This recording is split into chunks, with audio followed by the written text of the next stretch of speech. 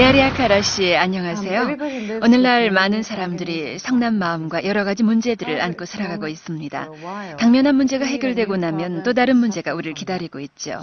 이러한 악순환을 우린 숙명처럼 받아들여야 할까요? 아니면 이로부터 벗어날 수 있을까요? 여기서 먼저 이해하셔야 할 것은 모든 것은 반복된다는 것입니다. 3, 4대 전 당신 가족들이 겪었던 문제를 당신 또한 똑같이 겪게 된다는 걸 예로 들 수 있겠군요. 환생을 믿는 사람들이 있죠. 저 카메라맨의 삼촌이 당뇨병을 앓고 있는 것도 전 세대부터 반복되고 있는 문제로 볼 수 있습니다. 그 반복은 우리 모두에게 적용되는 것이죠. 그것이 호호포노포노인가요? 호호포노포노는 그 반복되는 기억을 지우는 거예요. 당뇨병, 동물 도살, 또 다른 어떤 기억. 호호포노포노는 이 모든 걸 지우고 제로화하는 것을 의미합니다. 부처는 이를 아무것도 없이 공한 상태란 말이죠. 고대 하와이인들은 생각이 과거의 고통스러운 기억들로 오염될 때 오류가 발생한다고 믿었습니다. 호호포노포노는 이러한 불균형과 질병을 유발하는 고통스러운 기억들, 즉 오류의 에너지를 밖으로 밀어내는 과정이라고 할 수 있죠. 호호포노포노의 호는 하와이 말로 원인을 뜻하고 포노포노는 완벽함을 뜻하고 이들이 조합되면서 바로잡다, 오류를 정정하다라는 의미의 호호포노포노가 탄생하게 된 것이죠. 호호포노포노는 정확히 무엇을 뜻하는 건가요? 호호포노포노는 문제 해결 과정입니다. 자기 자신에게 혹은 자기 안에 있는 신에게 호소하는 것을 의미합니다. 자기 안의 신에게 자신의 문제를 이야기하는 것입니다.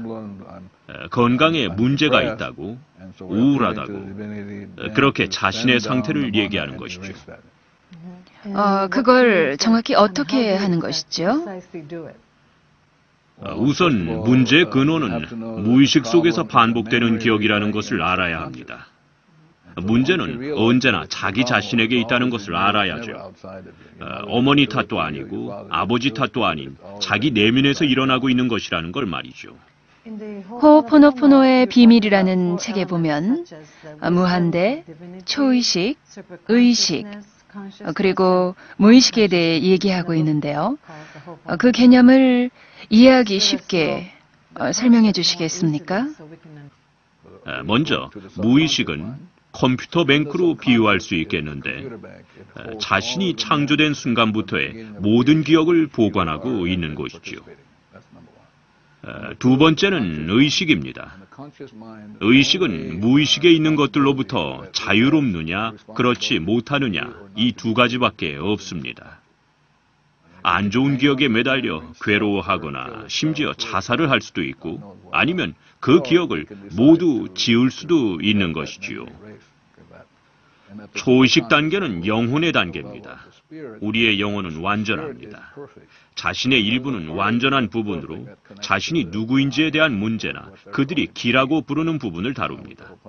호호포노포노는 무한대, 초의식, 의식, 무의식 이 네 가지 요소를 모두 이용해서 기억을 지우는 것입니다. 우리들 대부분은 기억이란 것에 기반을 두고 살아가고 있지만 우리는 그러한 사실을 인지하지 못하고 있습니다. 우린 결국 머릿속을 가득 메운 기억이란 소음 때문에 자기 주체성과 영감을 창조하는 신성의 메시지를 듣지 못하고 있는 것입니다. 그림에서 삼각형은 개개인의 사람들을 상징합니다. 그 중심부에는 오직 신성만이 있고 아무것도 존재하지 않죠. 바로 이곳이 한계가 없는 제로 상태 공간입니다. 동양에는 기라는 것이 있는데 호호포노포노와 동양 철학 간에 어떤 관계가 있는지도 궁금해지는군요. 동양 철학이 어떤 것인지 저는 잘 모릅니다. 하지만 하와이 사람들은 부처와 같이 제로로 돌아가면 자유를 누릴 수 있다고 믿었습니다. 제로 상태에선 문제가 있을 수 없으니까요. 호호포노포노는 정신을 제로의 상태로 돌려놓는 걸 말합니다. 제로로 돌아가면 더 이상 문제는 없습니다. 혹시 또 다른 기억이 떠올라 문제를 겪게 돼도 다시 지우면 되는 것이니까요. 호호포노포노는 자신과 자기 안에 있는 신이 무의식 속에 있는 문제가 되는 기억을 지우는 거죠. 정화의 방법으로 사랑해, 고마워, 미안해 등의 표현을 얘기하고 계시는데요. 정화는 나의 책임이라고 말하는 것입니다. 내가 경험하는 모든 것들에 대한 책임이 나에게 있다고 말하는 것.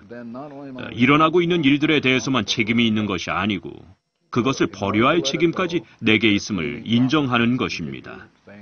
버리기 위해서는 정화 과정을 거쳐야 하는데 고마워, 사랑해와 같은 표현이 무의식 안에서 재생되는 기억을 무로 변환시켜주는 작용을 하지요. 치유에서 성취까지 모든 이해를 넘어선 평화로 우리를 데려다줄 열차의 티켓은 사랑합니다라는 단 한마디의 말입니다.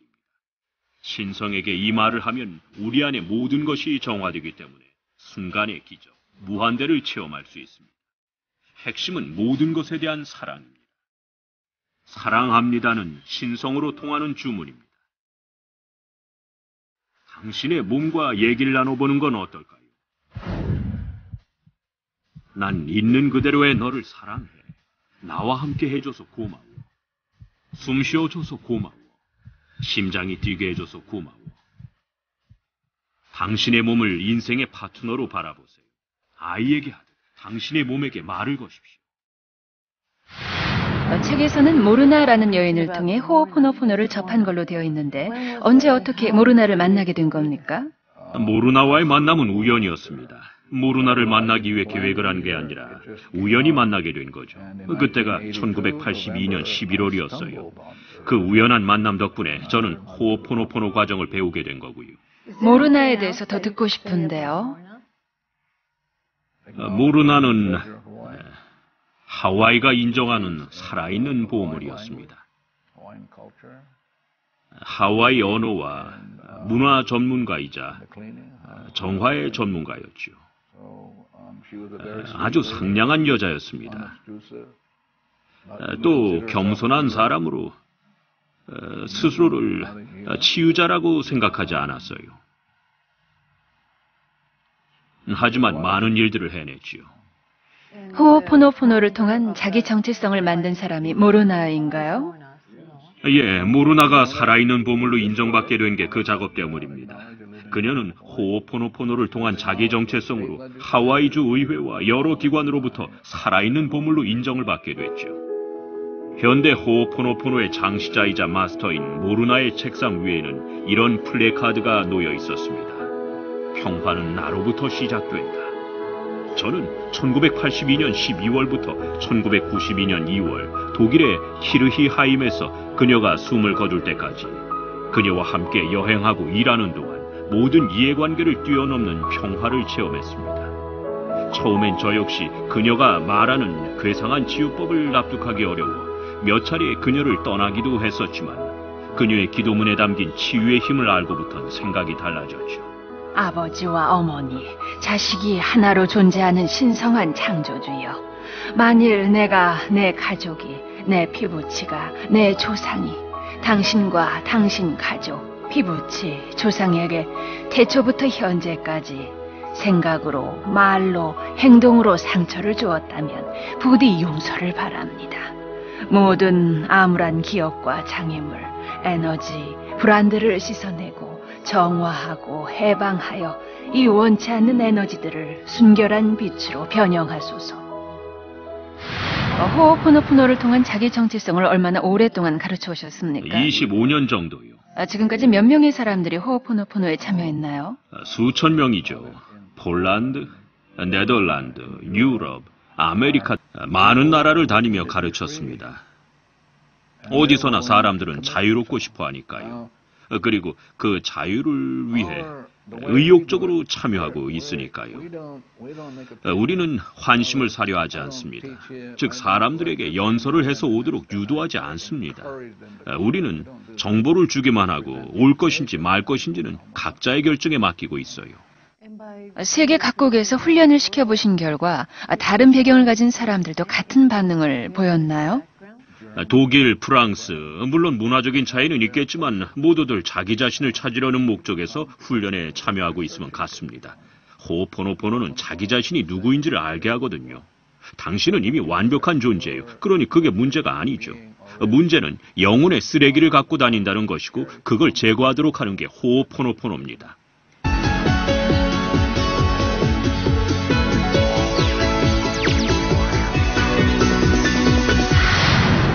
어떤 상태가 정신의 만족 상태라고 보십니까?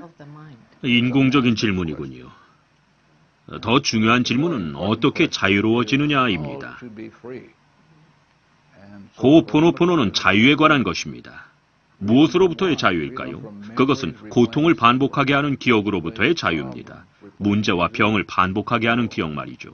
호오포노포노는 무념무상의 상태인 제로로 돌아가 자유롭게 되는 것입니다. 제로가 되는 방법은 무슨 문제가 생겼을 때 내가 이 문제의 원인이구나라고 생각해야 하는 건가요? 당신이 문제의 원인이라는 것이 아니라 당신 안에 어떤 일이 일어나고 있기에 이런 경험을 하게 됐을까를 자문해야 하는 겁니다.